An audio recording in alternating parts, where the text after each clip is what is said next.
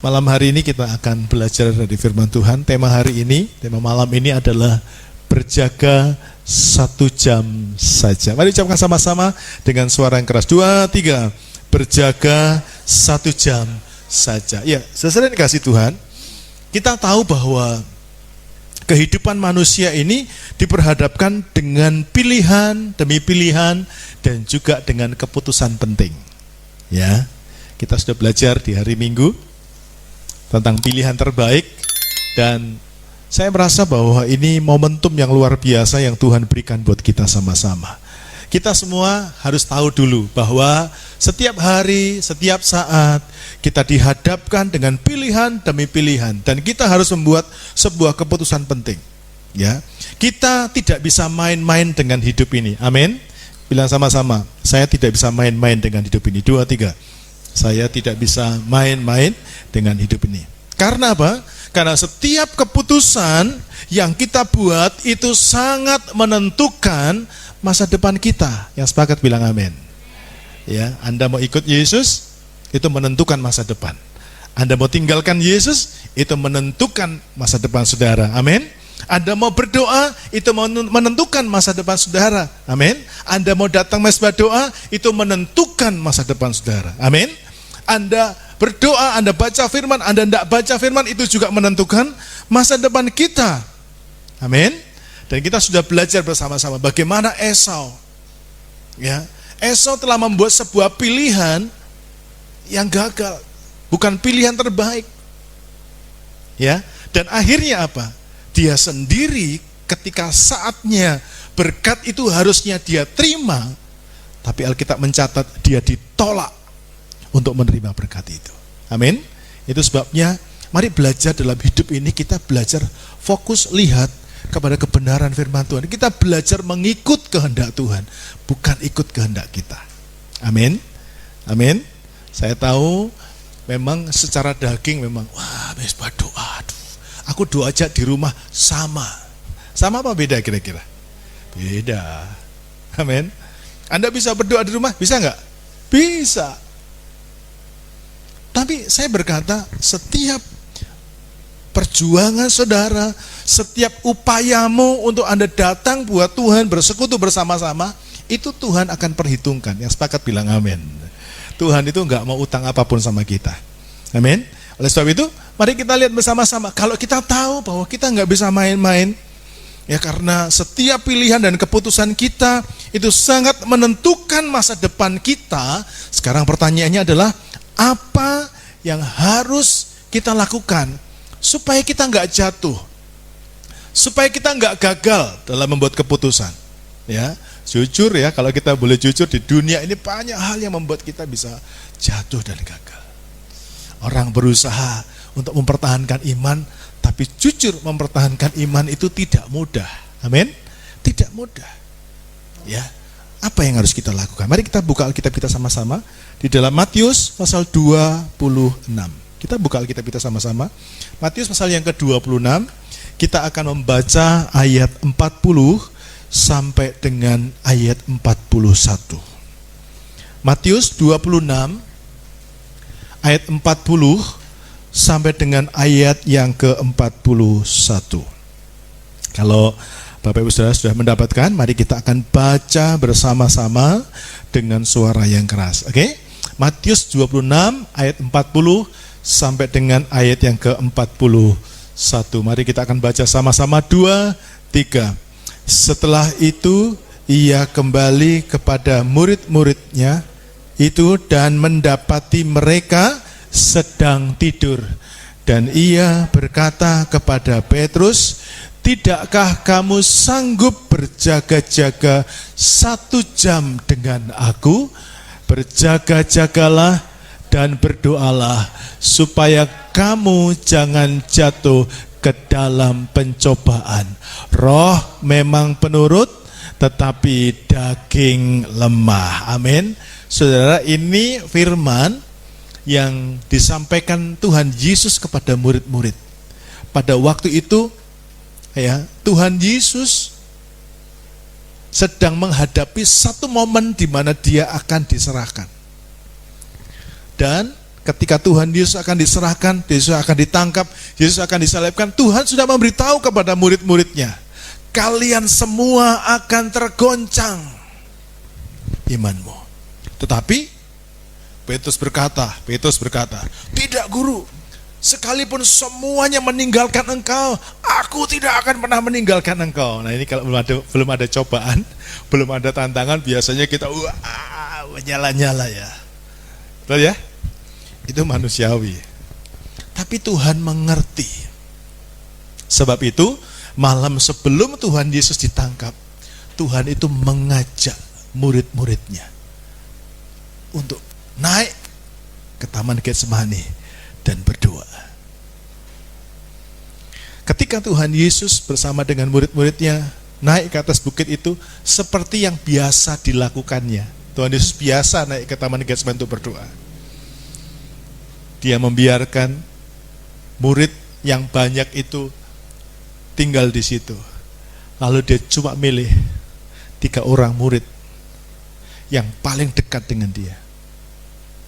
Petrus, Yohanes, Yakobus. Mereka bertiga diajak. Yuk, kamu bertiga, ikut aku. Saya merasa 3 orang murid ini adalah murid yang dekat. Dari sekian banyak murid, ada murid yang dekat. Diajak lagi. Tapi di satu tempat, Tuhan berkata, kamu berjaga-jagalah dengan aku di sini. Aku akan naik. Dan Alkitab mencatat ada satu tempat, hanya jaraknya sepelemparan batu. Bayangan saya sepelemparan batu, pluk, dekat situlah. Ya, tapi saya tadi malam sempat melihat bahwa ternyata ya agak lumayan juga. Ya, agak jauh juga rupanya. Jalan, dan Tuhan nangis di situ. Tuhan berdoa di tempat itu. Beberapa saat dia turun lagi dan lihat mereka semuanya sedang tidur. Yang tidur bangun ya. Berjaga-jagalah, berdoalah supaya kamu jangan jatuh ke dalam pencobaan. Tuhan naik lagi. Dia berdoa lagi. Balik lagi, lihat murid-muridnya lagi tidur. Dan Tuhan berkata kepada murid-muridnya, berjaga-jagalah dan berdoalah supaya kamu jangan jatuh ke dalam pencobaan. Nah, apa yang harus kita lakukan supaya kita tidak jatuh? Tuhan Yesus berkata, ada 2 kalimat penting yang mesti kita lakukan dalam hidup ini supaya kita nggak jatuh, supaya kita nggak salah pilih. Ya, kadang-kadang orang Kristen ini sulit memilih, ya, ke gereja atau kerja, luar kota atau cari Tuhan. Kadang-kadang itu bingung ya. Aduh, nak ke gereja, ada tawaran, nggak diterima, butuh duit, ya. Kita kadang-kadang dihadapkan dengan pilihan dan ini sangat membingungkan kita.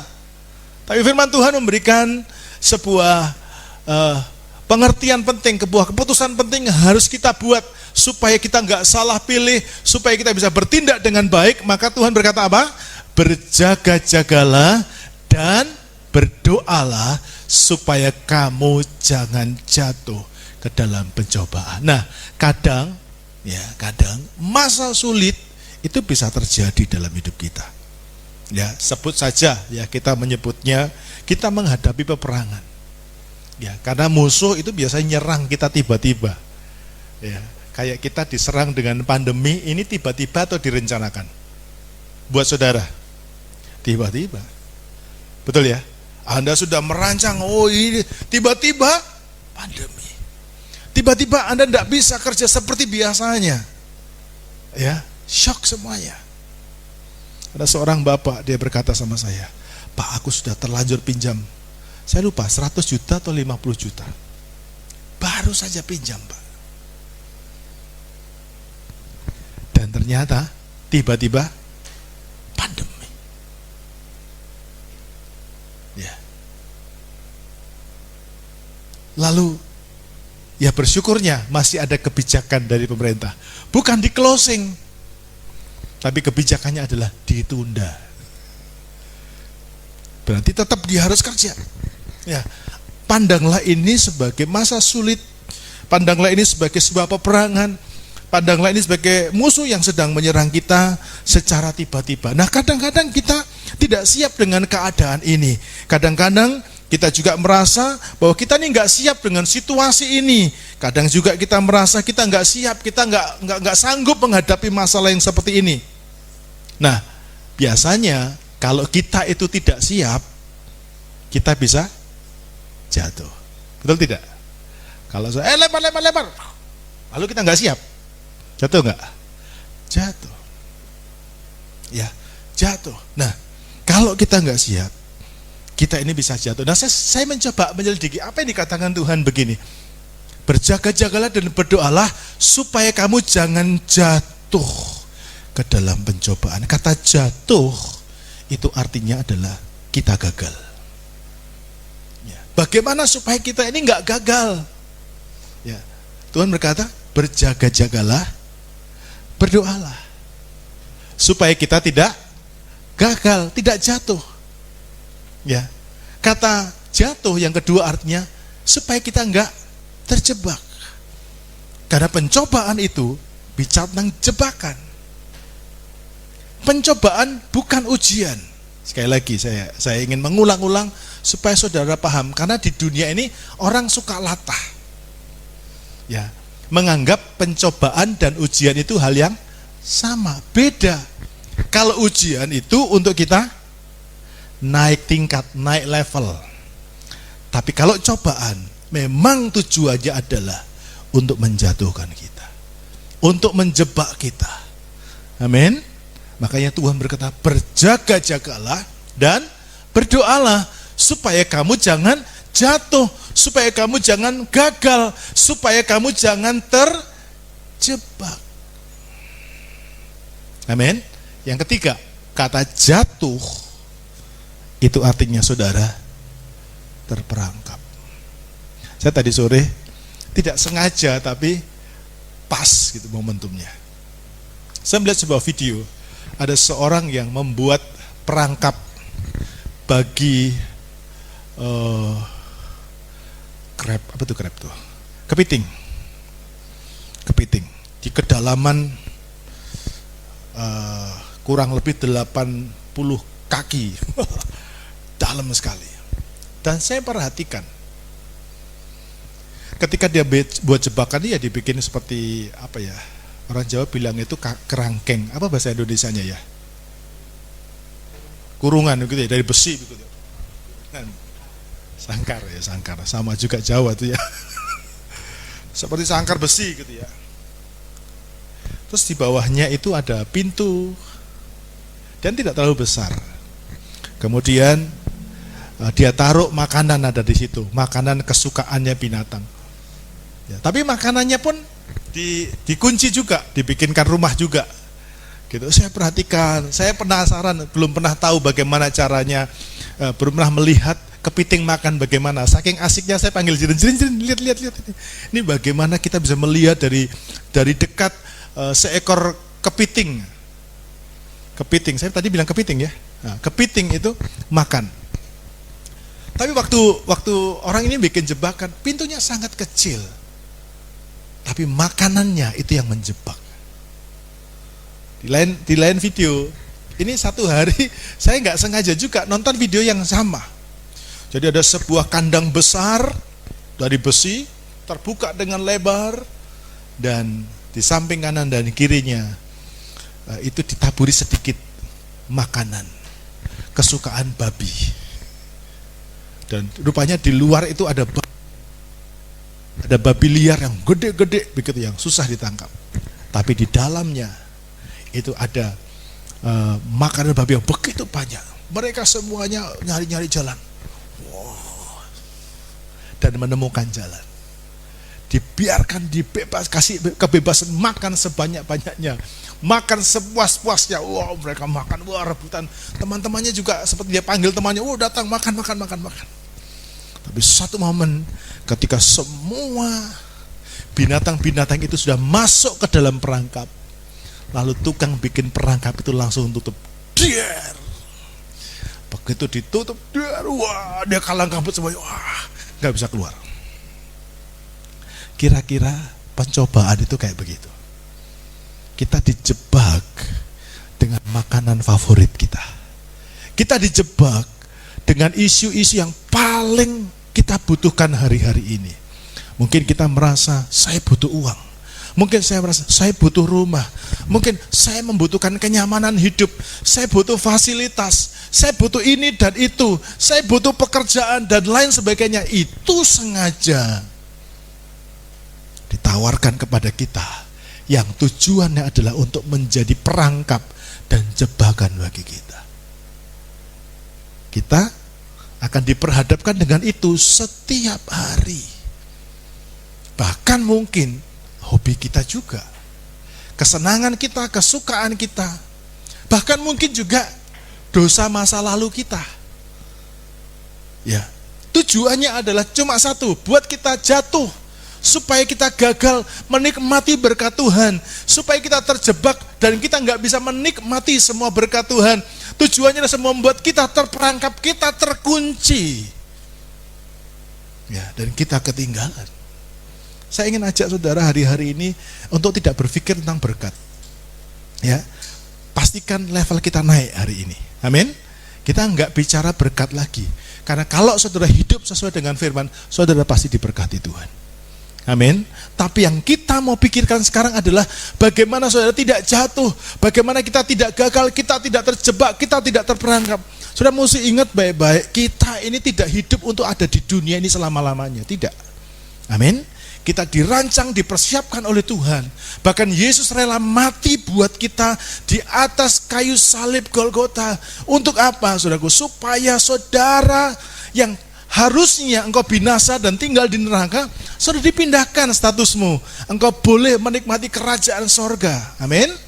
Nah, Tuhan rela mati untuk membayar semua tuntutan-tuntutan yang membuat engkau tidak layak untuk masuk ke sorga. Dan setelah percaya Yesus, orang yang percaya Yesus, kalau dia mati pasti masuk sorga. Amin. Tapi ingat, hati-hati dengan jebakan. Amin. Kita ditentukan untuk masuk dalam kerajaan surga. Tapi itu nanti, di masa penantian kita, iblis juga berupaya untuk membuat kita jatuh. Amin. Jatuh. Makanya hari-hari ini kalau saudara nanti ketemu dengan berbagai persoalan, intinya cuma satu, waspada dengan jebakan. Makanya kita dibentuk, kita diproses lewat karakter. Kita dibentuk cara hidup kita. Amin. Supaya apa? Cara hidup kita bukan sebagai perangkap. Misalnya contoh nih ya. Contoh, saya ingat ada sebuah kisah, kadang-kadang orang diutus sebentar saja ke satu daerah dan besoknya dia akan pulang. Saya masih ingat, ini cerita serius kejadian. Ada seorang hamba Tuhan, teman saya. Dia ini sudah bertunangan dengan seorang wanita, ya, seorang wanita yang cukup sukses di kota Surabaya. Bukan ecek-ecek, bukan kaleng-kaleng. Saya kalau lihat teman saya ini, wah, masa sih? Iya. Teman saya yang malah kaleng-kaleng. Ya, istilahnya begitu ya, kalau kita boleh cerita ya. Dan pokoknya dia sudah tunangan, sudah siap, sudah semuanya. Dia bilang, sebelum saya menikah, saya mau pulang dulu ya. Saya mau pamit sama orang tua. Oh ya, jangan lama-lama ya. Iya. Jadi sang pujaan hati ini sudah menunggu dan mengizinkan kekasihnya pulang. Begitu dia pulang ke kampung halamannya di Kalimantan, begitu dia pulang, bersamaan dengan pulangnya dia, datanglah temannya yang sudah lama waktu SD atau apa begitu, pulang dari Malaysia. Nah, temannya ini perempuan. Lalu, apa kabar? Lama nggak ketemu ya? Dia cuma duduk-duduk ngomong, orang kampung nengok.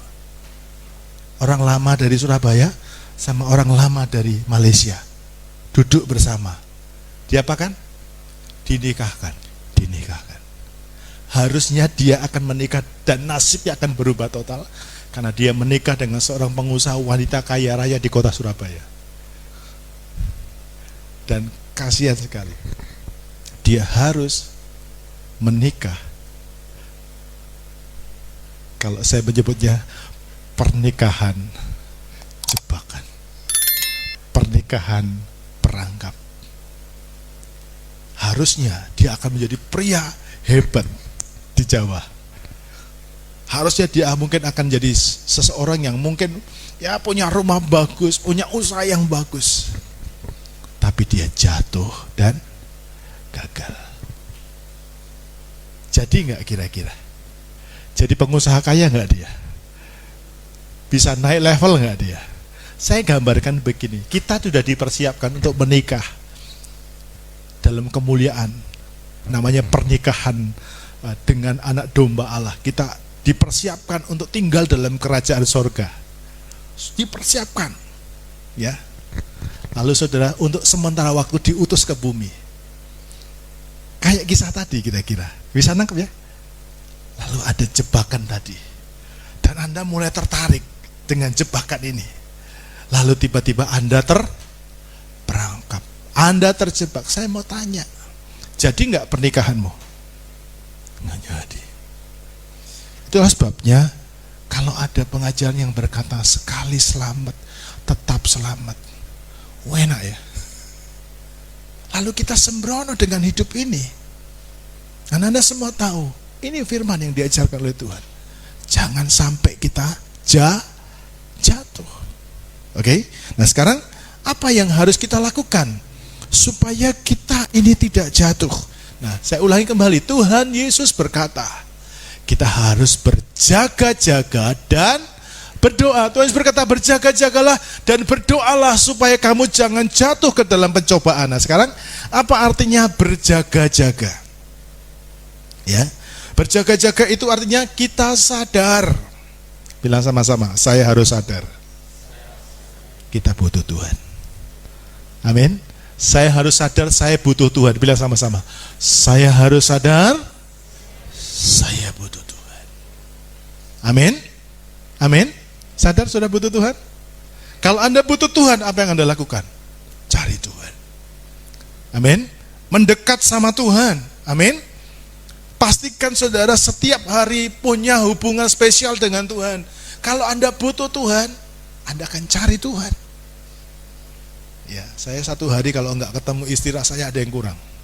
Saya cari di pintu satu, pintu kedua, mana istriku ini? Dia jemur pakaian. Ya. Saya merasa saya membutuhkan seorang istri, saya cari istri saya.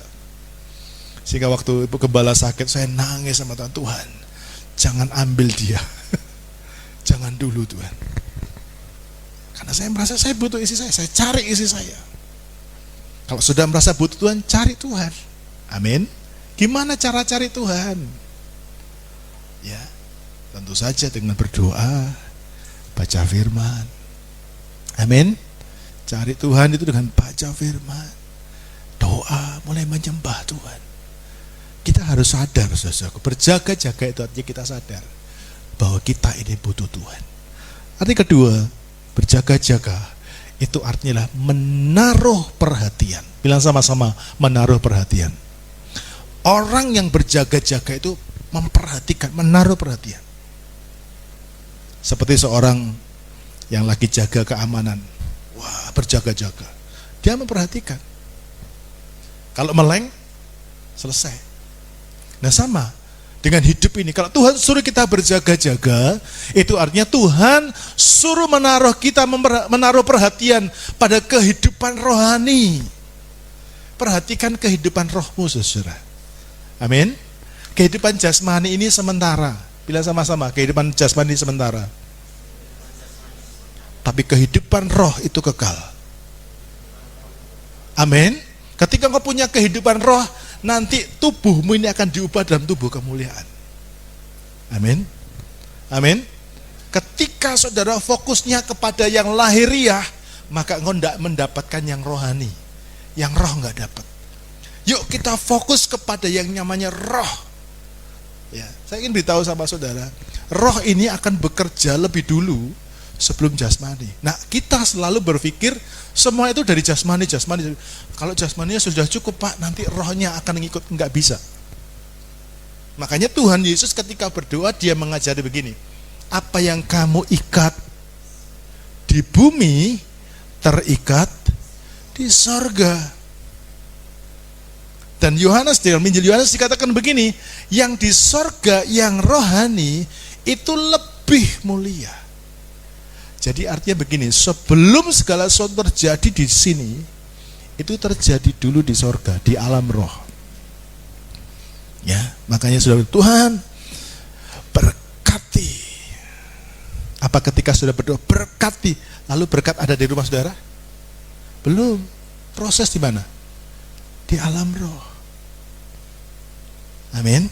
Di alam roh ini terproses dulu. Ya. Waktu saudara ngetik di komputer, wah proses. Apa langsung bisa di print? Nggak bisa, diolah dulu, diproses dulu. Begitu sudah diproses, muncul di sana. Kita sekarang streaming.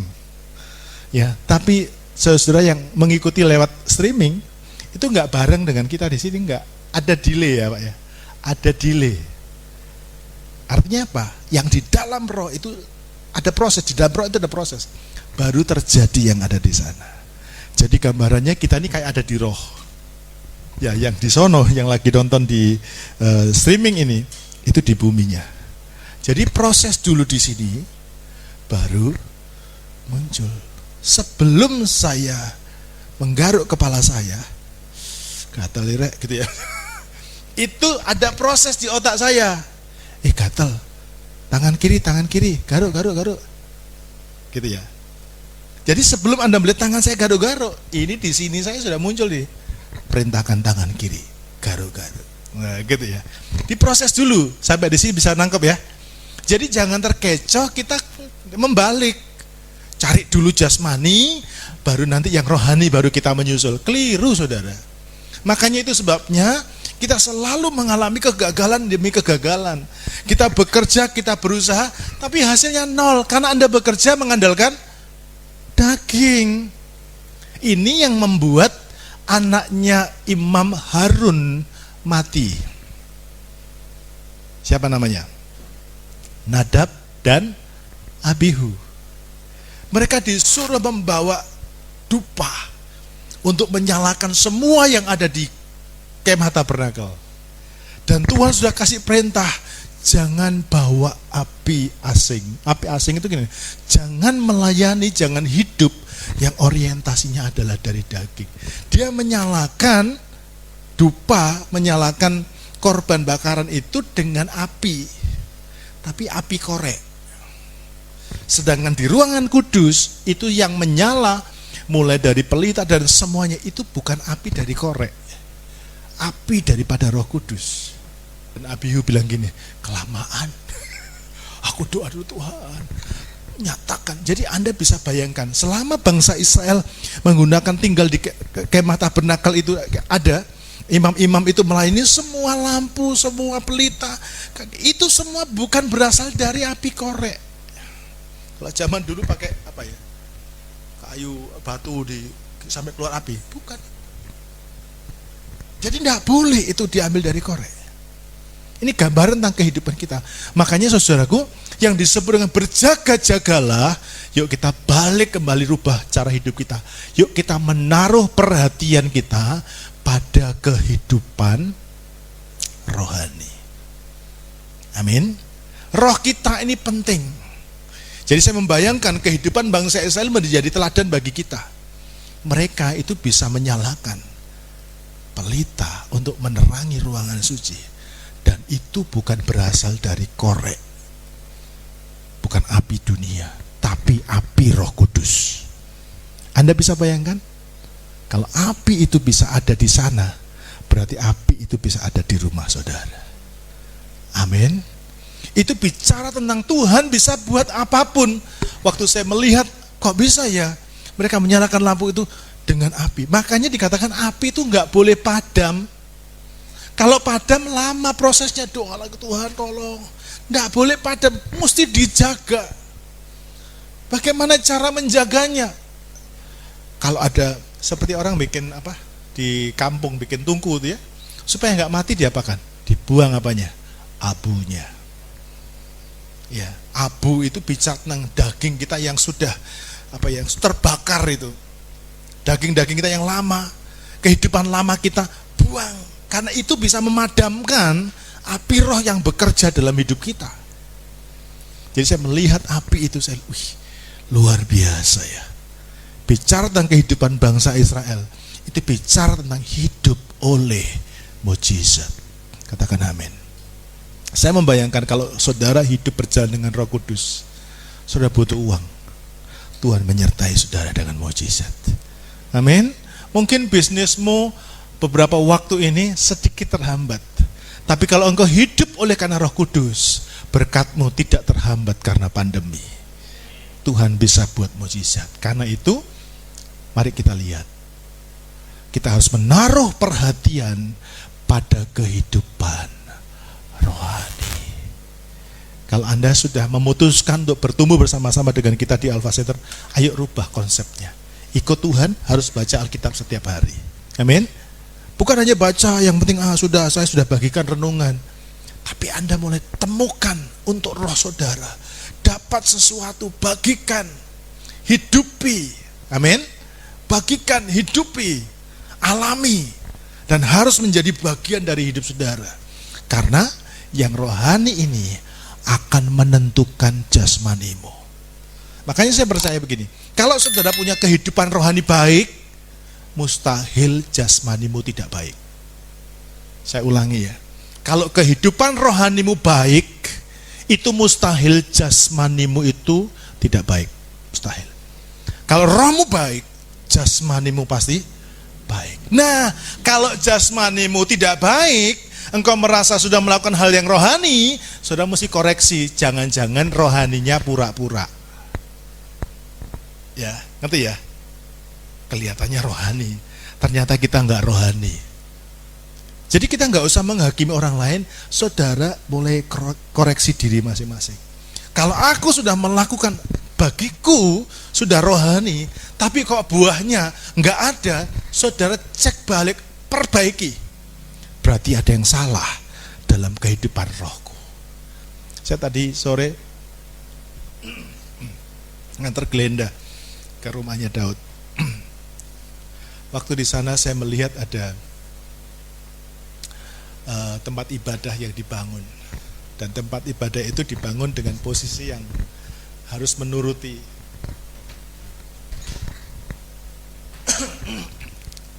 arah dan tujuannya. Ngerti maksud saya tuh? Jadi kalau saya melihat itu, saudara bisa nangkep maksud saya? Ya, nangkep ya. Karena kalau diomongin nanti meluas. Ini streaming ini ngomongnya harus ditata. Lalu, saudara kira-kira memperhatikan ya. Pasti kan bentuknya miring sana miring sini ya. Jalannya ke sana, bentuk rumahnya kemana lah. Enak apa tidak dilihat? Tidak enak dilihat.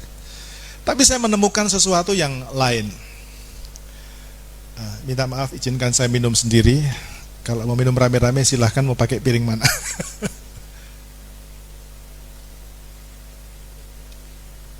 Yang di rumah kalau haus, ambil sendiri. Lalu saya membayangkan begini. Mereka merasa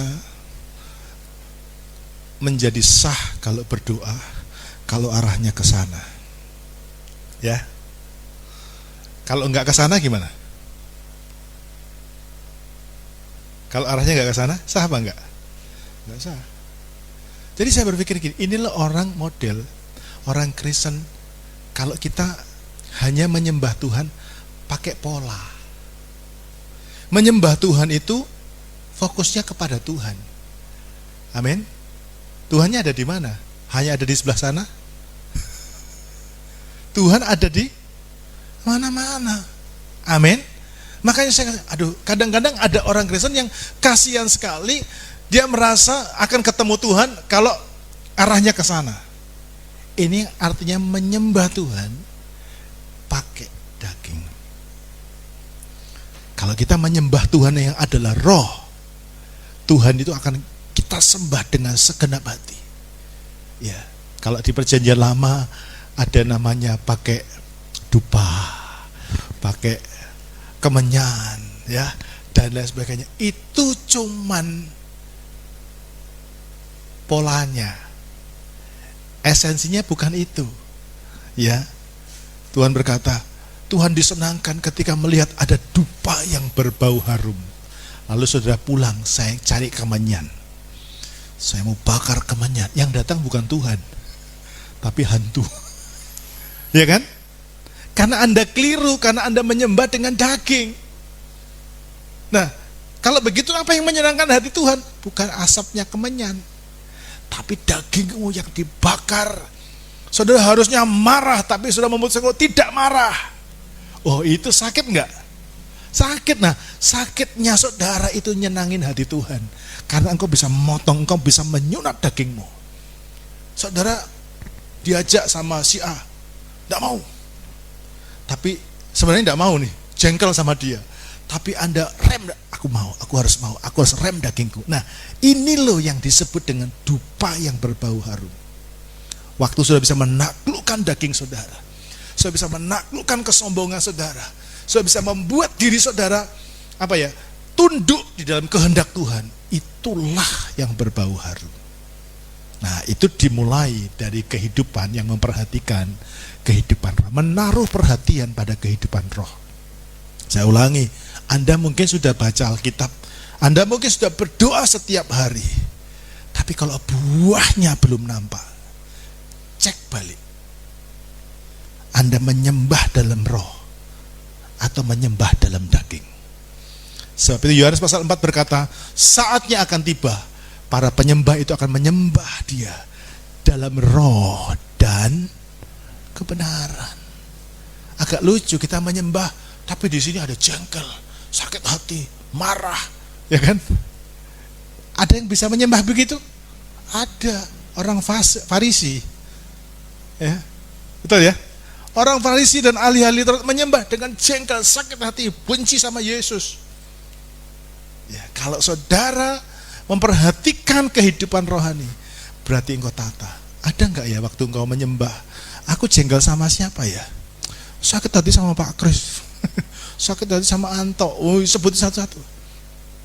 Berarti engkau tidak memperhatikan roh saudara. Oke? Yang ketiga sekarang, kiranya pelajaran ini bisa saudara pahami dengan baik. Arti berjaga-jaga yang ketiga artinya adalah waspada. Bilang sama-sama waspada. Iya, waspada, ada bahaya yang mengancam kita.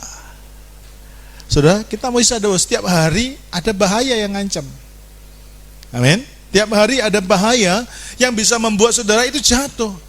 Ya, musuh tidak pernah berhenti untuk berusaha menjatuhkan saudara. Makanya Alkitab berkata, hati-hati kalau saudara merasa sudah tegak berdiri, hati-hati. Kalau sudah merasa, aku kuat, aku tidak bisa, hati-hati, sombong itu. Kita bisa jatuh.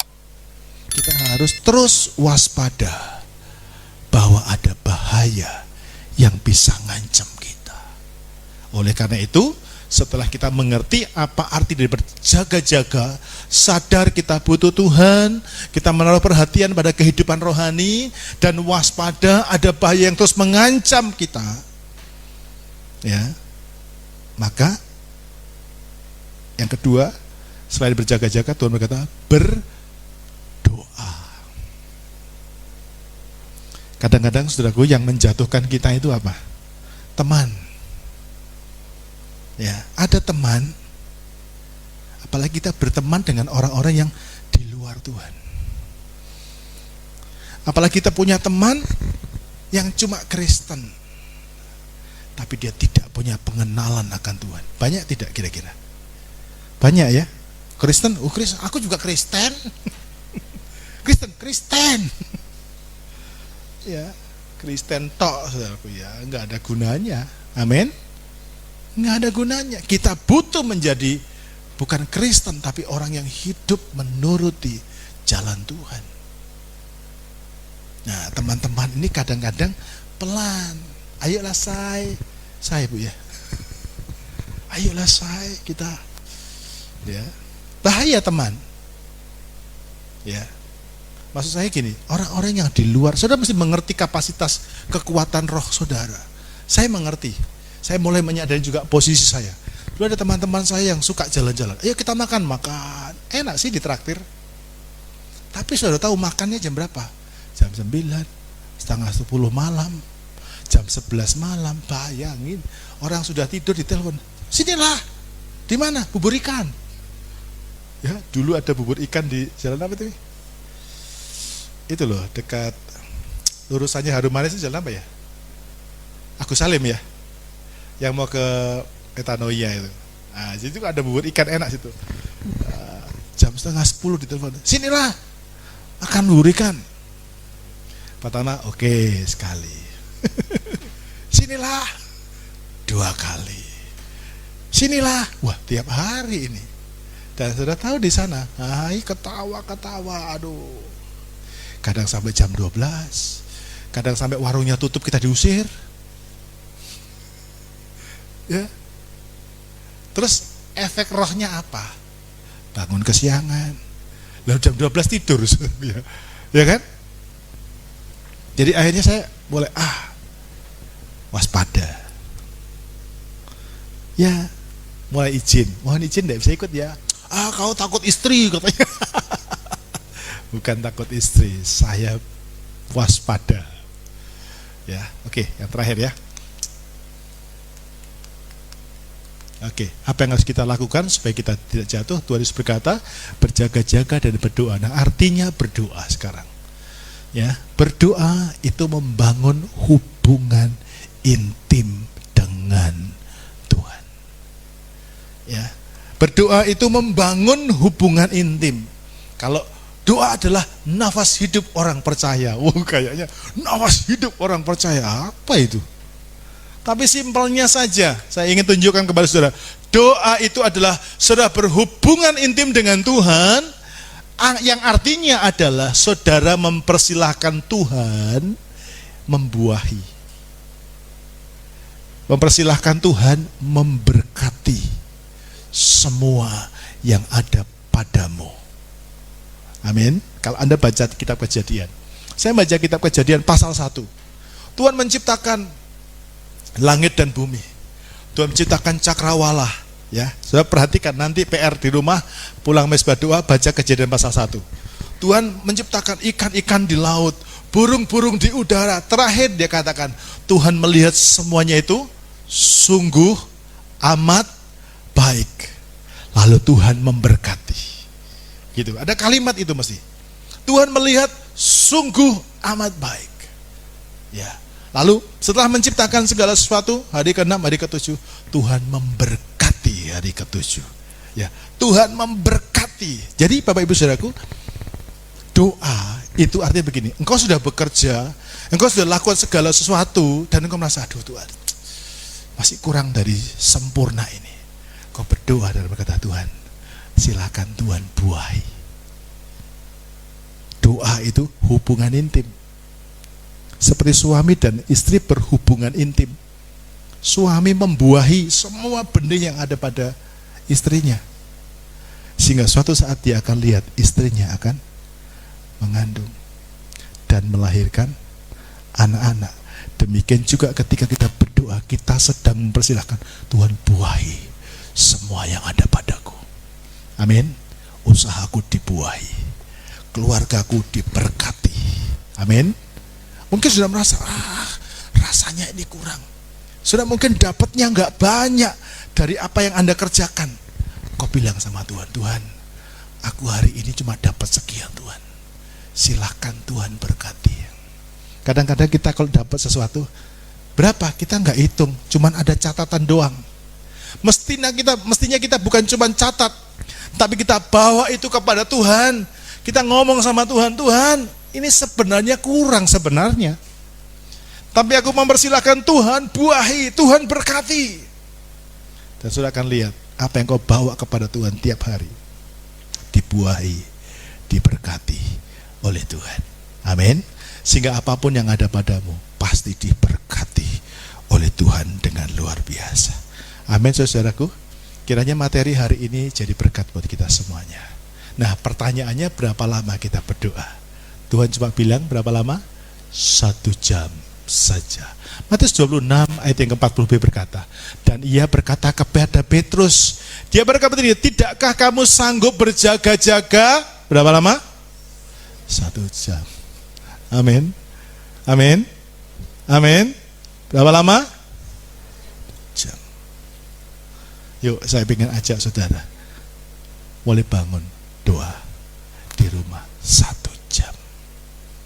Kita dikasih waktu berapa? Hidup 1 hari? Tuhan cuma minta, ya, coba kita belajar 1 jam saja. Tuhan bilang, masa nggak bisa? Bisa apa enggak? Bisa harusnya. Ya, ibu-ibu kalau sudah selesai semua ngurus anak, ayo masuk dalam kamar, doa 1 jam saja. Dampaknya adalah saudara tidak akan jatuh. Amin. Dan berdoa itu bicara apa? Hubungan intim. Apa yang kau merasa mati dalam hidup saudara, apa yang kau merasa tidak tumbuh dalam hidup saudara, itu akan dibuahi oleh Tuhan. Ini yang saya alami ketika saya membangun pelayanan ini, saudaraku ya. 2010 saya mengambil sebuah tekad. Tidak ada cara lain. Saya sudah pakai semua cara yang lama. Saya pakai semua program danda hidup. Persis seperti anaknya Imam Harun, pakai daging. Dan sekarang saya copot, saya berkata, Tuhan, aku gak mau. Aku belajar gunakan waktu 1 jam. Terserah apa kata orang, tapi aku mau lihat. Ternyata ada hasilnya. Doa itu dahsyat. Amin. Doa mengubah. Dan saya melihat doa itu bisa menarik orang-orang. Jadi saya dulu tidak pernah berpikir bisa ketemu Pak Eko, Pak Herman, Bu Magda. Ini susah sekali diajak ke sini. Ayo ke sini. Dari kota masa ke desa. Sekarang dia datang. Ya, tidak pernah terpikir. Saya juga ingat Bu Betty dulu. Wah, saya juga nggak pernah berpikir itu Bu Betty. Anak-anaknya jadi saudari ke kita dulu. Ayo, anak saya Saya masih ingat. Karena dulu Bu Betty ini wanita karir, orang sibuk. Satu ketika saya masih ingat Bu Betty datang ibadah 1 kali. Wih, itu hati saya senangnya luar biasa. Habis itu minggu depannya nggak muncul lagi.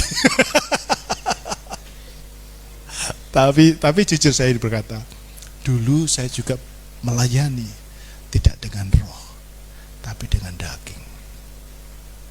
2010 saya dengan istri menata kembali, bangun. Dan saya melihat ternyata Tuhan bekerja melampaui akal pikiran saya. Amin. Dia bekerja melampaui cara saya dan strategi saya. Strateginya Tuhan dahsyat. Amin. Kiranya Tuhan berkati setiap saudara. Ayo kita berjaga berapa lama? 1 jam saja. Yuk kita tunduk kepala, kita berdoa. Aku mau mengikuti kehendak-Mu Bapa. Kita minta kepada Tuhan supaya kita jadi orang-orang yang mau mengikuti kehendak Bapa. Haleluya.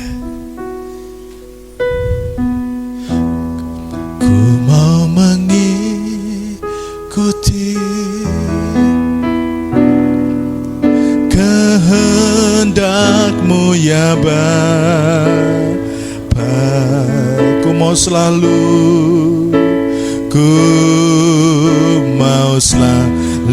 menyenangkan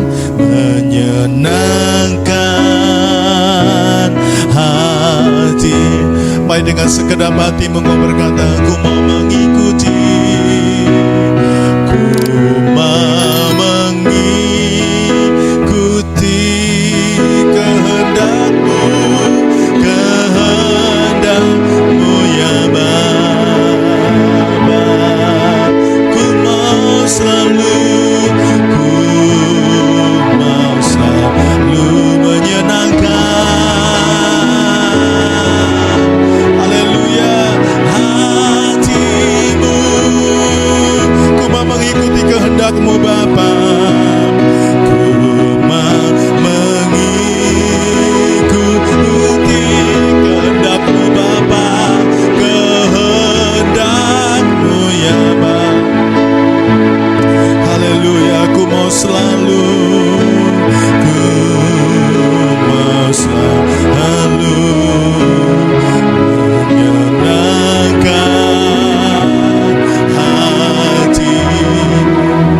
Saudara dimanapun kau berada, baik yang di gereja maupun yang ada di rumah, saya ingin berkata kepada saudara, hari-hari ini kita sedang berhadapan dengan situasi yang sulit. Kita sedang berada, setiap hari kita sedang berada di sebuah jebakan demi jebakan yang tujuannya adalah membuat engkau jatuh, gagal menikmati berkat Tuhan. Terlebih engkau dijerat supaya engkau terjebak, terperangkap, dan engkau tidak menjadi pewaris dari kerajaan surga. Saya ingin mengingatkan, seperti yang firman Tuhan sudah katakan pada malam hari ini, berjaga-jagalah dan berdoalah.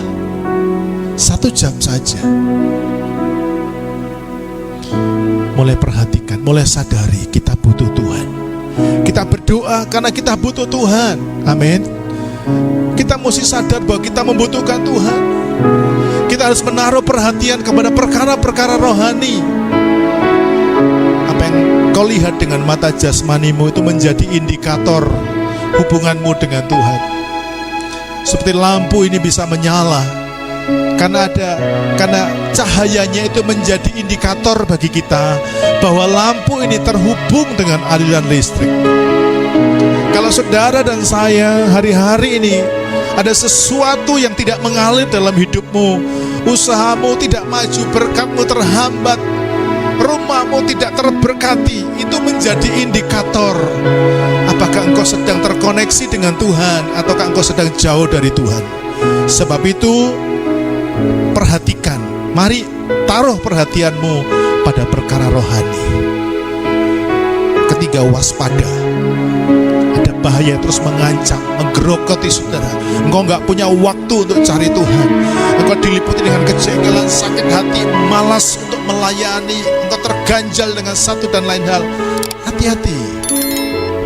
Dan Tuhan cuma berpesan, berjaga-jaga, berdoalah.